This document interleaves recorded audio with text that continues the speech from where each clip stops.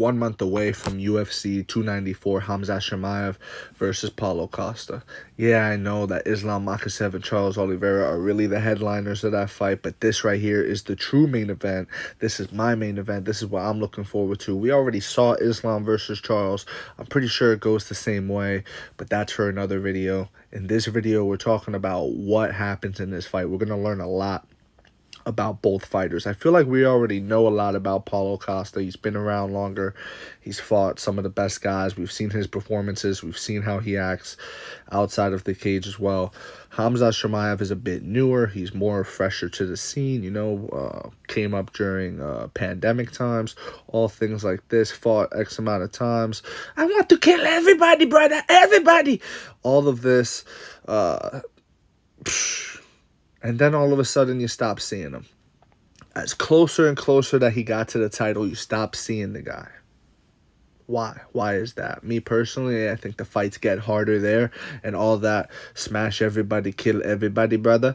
All that talk is really just talk and hype to try to get him to a title shot, right? He's being smart about it too, because if it's truly smash everybody, kill everybody, brother, if it's really that, then you have to take all comers and you have to fight, multiple times a year. Like, what happened? What happened all of a sudden? I know he got sick at one point, but he was back. He was back.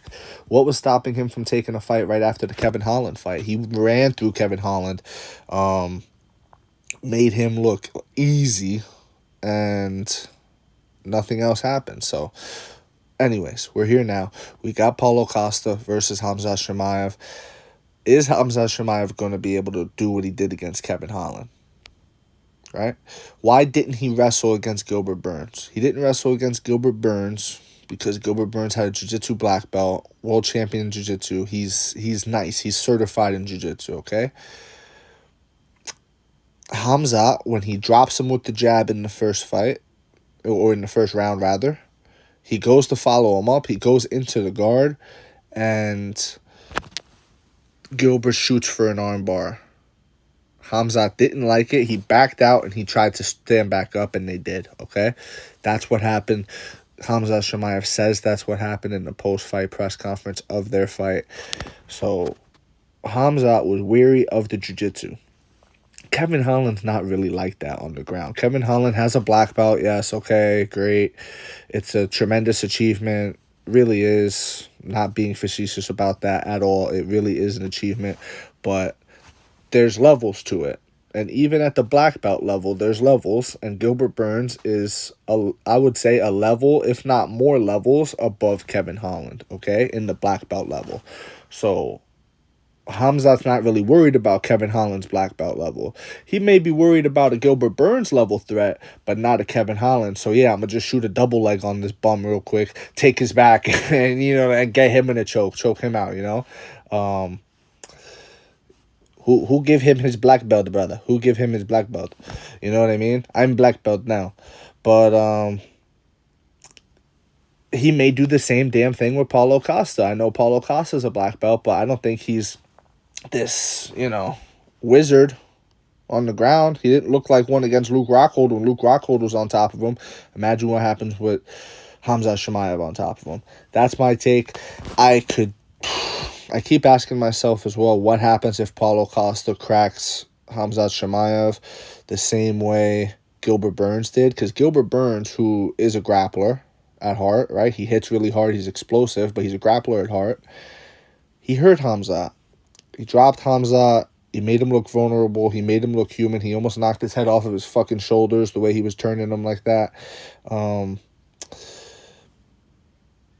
I personally, when I think about that, I think Khamzat shows grit and heart and toughness in those moments, which may come. He is susceptible to a big shot. We saw it against Gilbert Burns. If Gilbert Burns can catch you with a right hand like that multiple times in the fight, if Gilbert Burns could, piece you up on the feet, there's other guys that can piece you up on the feet too. And Paulo Costa's a big guy. Paulo Costa's better with the hands than Gilbert Burns. He may catch Khamzat, but if he does, I think Khamzat digs down deep and he finds that championship spirit that he has, right?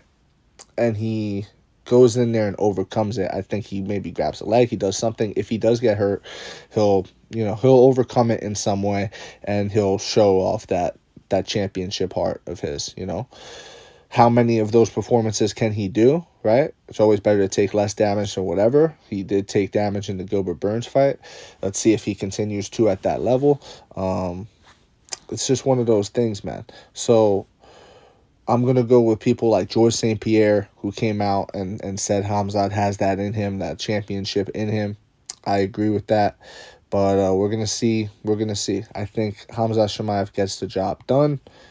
And that's pretty much it. It's going to go in one of those ways, I see. I really can't see a world where Paulo Costa goes in there, drops him, and TKO. I mean, that would just be the most shocking. I could vaguely see it. When I look into my crystal ball, I could vaguely see it. I could vaguely see, like maybe Khamzat's up against the fence and, oh, he's hurt, and he's just getting cracked, and then he falls up against the fence, maybe, but it's like I really have to squint and I have to put on these specially made glasses to see him. You know what I mean? It's ridiculous. Khamzat, I could see his path to victory way more clear, and I think we may see that. Let me know what you guys think in the comments. If you agree with me, disagree with me, it does not matter. Please join the discussion and follow for more. Thank you.